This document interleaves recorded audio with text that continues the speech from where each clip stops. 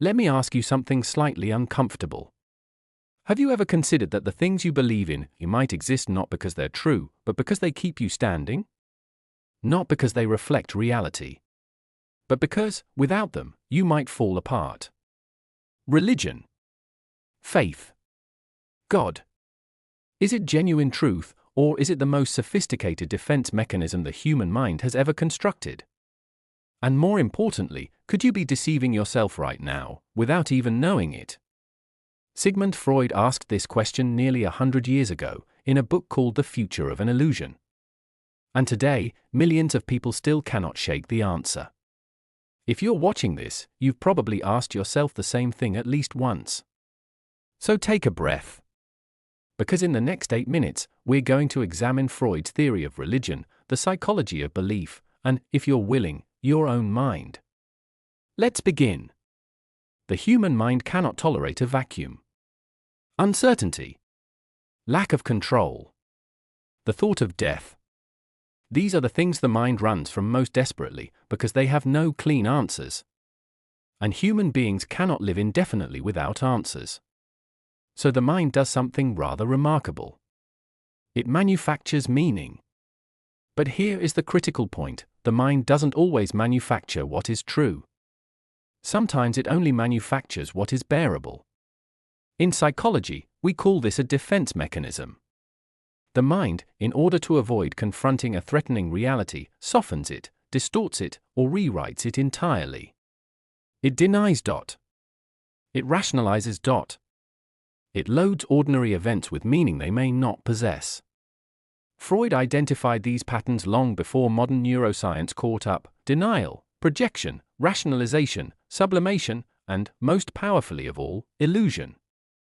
So the question becomes, where does religion sit on that list?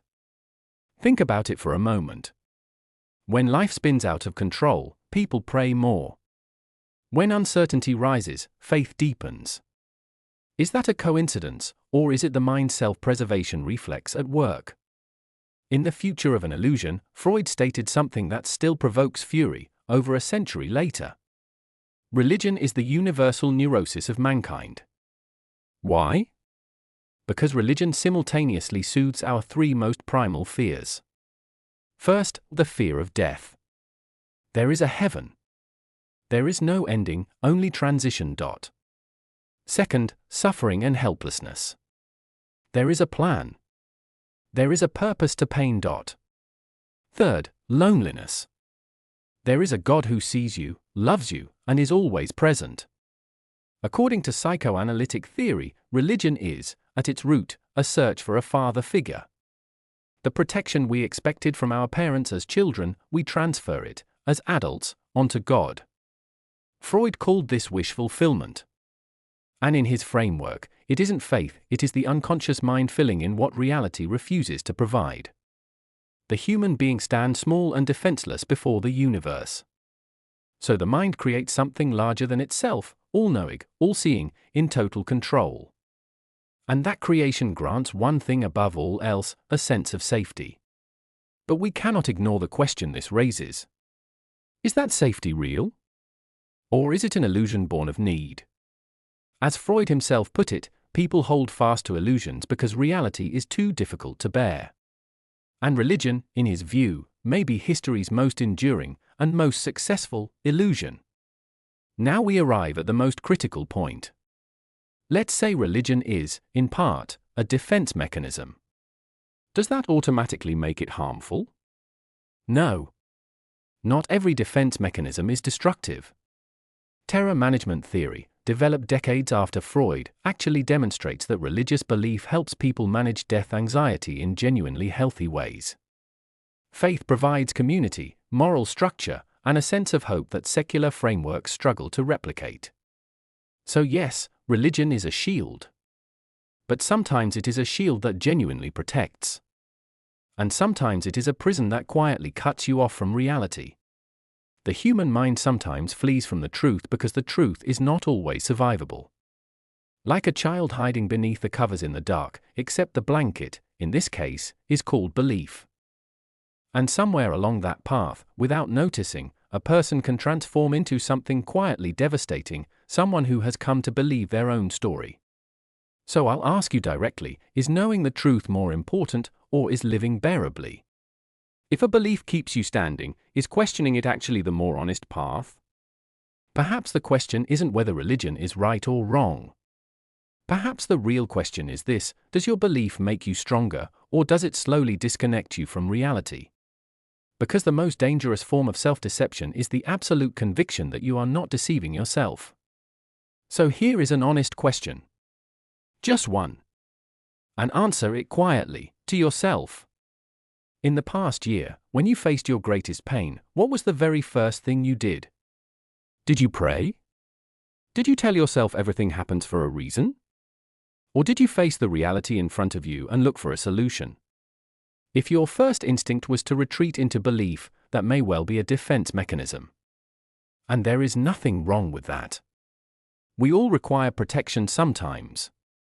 But the critical question is this: are you using that shield consciously, or has it been running in the background for years, entirely unexamined?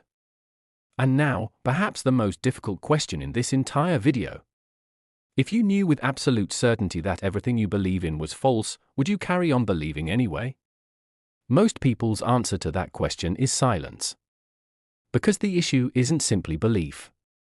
It is not knowing who you would be without it. People don't always fear losing the truth. They fear losing their identity. So let us arrive at the most honest answer available. Perhaps religion is both things simultaneously. A genuine search for truth and a defense mechanism. Perhaps the human mind, in reaching for meaning, is simultaneously reaching for shelter. And perhaps the most truthful answer is the one we resist most. We don't know. But here is what we do know: human beings do not live by facts alone. They live by meaning. Freud raised this question in 1927. Science is still debating it today. And the answer is not simply yes, you're deceiving yourself, or no, you're not. The answer is, examine it yourself. Because the real question isn't, are you deceiving yourself? The real question is this: does what you believe make you more conscious, or merely more comfortable? That answer matters far more than you might think. If this video unsettled you, even slightly, good. That means we touched something real. Now it's your turn. Drop a comment below. Is religion, for you, a defense mechanism, or a genuine truth? If you found this valuable, please like the video, subscribe to the channel, and turn on notifications. Because this channel isn't for those who prefer comfort. It is for those willing to examine themselves. See you in the next one. Deceive yourself if you must. But at the very least, be aware that you're doing it.